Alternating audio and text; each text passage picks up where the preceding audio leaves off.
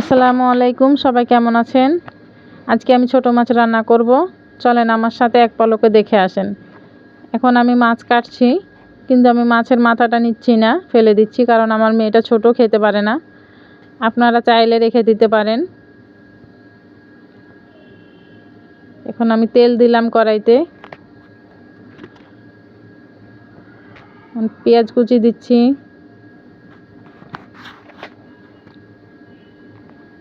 রসুনের কুচি দিলাম, দুইটা মরিচ দিলাম, কাঁচা মরিচ, আপনারা চাইলে বেশি দিতে পারেন।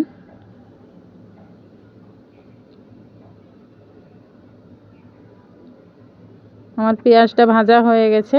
এখন আমি হলুদের গুঁড়ো দেব, মরিচের গুঁড়ো দিলাম হালকা, লবণ দিচ্ছি পরিমাণ মতো।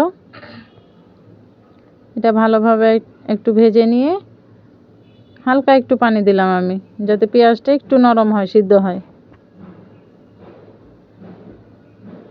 এখন আমি টমেটোগুলো দিয়ে দিলাম, আগে কেটে রেখেছিলাম। এটাও আমি ভালোভাবে কষে নিব, কষাটা হলে বেশি ভালো হয়। এখন আমি কষানো হয়ে গেছে, এখন পানি দিয়ে দিলাম।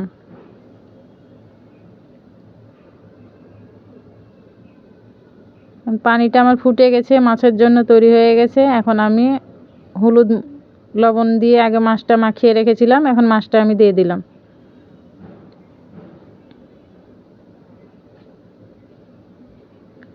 আমার মাছটা রান্না হয়ে গেছে।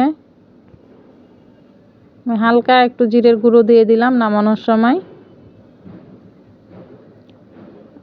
আমার রান্না ভালো লাগলে সবাই কমেন্ট করবেন, শেয়ার করবেন। ভালো থাকবেন। আসসালামু আলাইকুম।